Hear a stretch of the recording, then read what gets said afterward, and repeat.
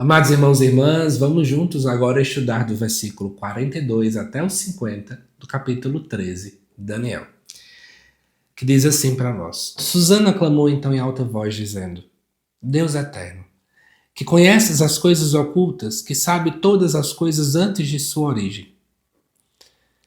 Tu sabes que é falso o testemunho que levantaram contra mim. Eis, pois, que morrerei não tendo feito nada do que estes maldosamente inventaram a meu respeito. E o Senhor escutou a sua voz. Enquanto a levavam para fora a fim de ser executada, suscitou Deus o Espírito Santo de um jovem adolescente chamado Daniel, o qual clamou em alta voz: Eu sou inocente do sangue desta mulher. Voltou-se então o povo para ele, dizendo: Que palavra é esta que acabas de proferir? E ele, de pé no meio deles, respondeu: Tão insensatos sois vós, israelitas! Sem julgamento e sem conhecimento claro, condenastes uma filha de Israel.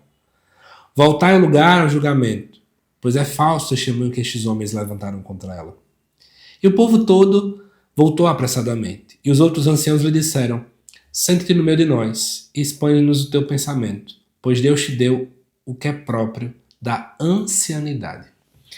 Amados irmãos e irmãs, a gente já percebeu, a corrupção que estava infelizmente entranhada nas instituições religiosas da época.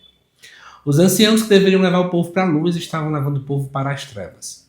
E uma mulher pura, simples, totalmente santa nesse contexto do texto, estava sendo acusada injustamente por eles. E aí, ela faz a sua oração linda, né? Ela pede a Deus. E de repente, Deus suscita Daniel. Daniel, que a gente já está conversando sobre ele desde o início do livro. E aqui fala a expressão Espírito Santo. Quero já comentar para vocês que essa expressão não quer dizer a terceira pessoa da Santíssima Trindade. Não era conhecida a dinâmica da terceira pessoa, a existência, mas só a partir da figura de Jesus Cristo. Então essa expressão quer dizer mais o Espírito de Deus que estava inspirando e fortalecendo Daniel para exercer agora o seu exercício profético. Daniel, nesse momento, é chamado de jovem adolescente. É muito interessante, né? Porque os anciãos que eram mais velhos deveriam ter mais maturidade, ter mais discernimento, e é Daniel, que é um jovem, que tem pouca idade, vai acabar exercendo muito mais autoridade e discernimento do que os anciãos. Então é um jogo mesmo aqui para poder escancarar o erro que estava junto ao povo dentro daquela situação. E o que é que Daniel vai afirmar? Eu sou inocente do sangue dessa mulher. Essa expressão, embora a gente não use muito hoje, mas é uma expressão muito conhecida na Bíblia. Quer dizer que ele sabe que a condenação é injusta e ele não quer assumir nenhuma participação naquilo. Ele entende que tem um erro. E ele quer dizer assim, olha, culpa eu não tenho. Eu não ordenei também matá-la. Eu não concordei que vocês matassem ela. E aí, em momento algum, Daniel quer fazer um levante popular, uma revolta. Porque o que ele pede aqui, né? Voltai ao lugar do julgamento. Ele quer, na verdade, que a justiça seja efetuada de modo correto. Não é que o povo se levante contra os anciãos, que tenha uma guerra armada. Não, ele não quer isso.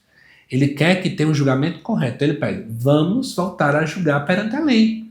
Usemos, então, a lei de modo efetivo, de modo correto. Mas, acima de tudo, eu acho que, além da explicação desse contexto todo, eu acho que duas coisas a gente pode aprender daqui. Primeiro é que Deus escuta a oração daquele que é inocente, né? Mesmo quando ninguém tem mais esperança. Deus está escutando as nossas orações. Quantas e quantas vezes somos injustiçados, levantam falso testemunho contra nós? Tenha calma. Deus, ele escuta a tua oração. Deus, ele está junto a você, assim como esteve junto a Susana naquele momento. E Deus sempre pode levantar pessoas de onde menos a gente imaginar. Ele levanta pessoas para serem instrumentos, para trazer a verdade para cada um de nós. E outra coisa é que a verdadeira autoridade, ela não depende da idade, não depende do cargo, da experiência, da posição social, mas daquele que é fiel ao Senhor. Pode ter alguém na tua pastoral, na tua comunidade, na tua paróquia, que tenha 20, 30, 40 anos de experiência. E essa pessoa pode ter menos autoridade do que aquele que tem só 2 anos de caminhada, mas que é mais fiel ao Senhor. Mas se colocando no lugar de Daniel, se Deus te convidasse a defender o inocente, mesmo todo mundo estando calado, você teria coragem e ousadia como ele? Você tem coragem de defender aqueles que ninguém está defendendo? Convido você a refletir sobre isso hoje. Que Deus te abençoe e até mais.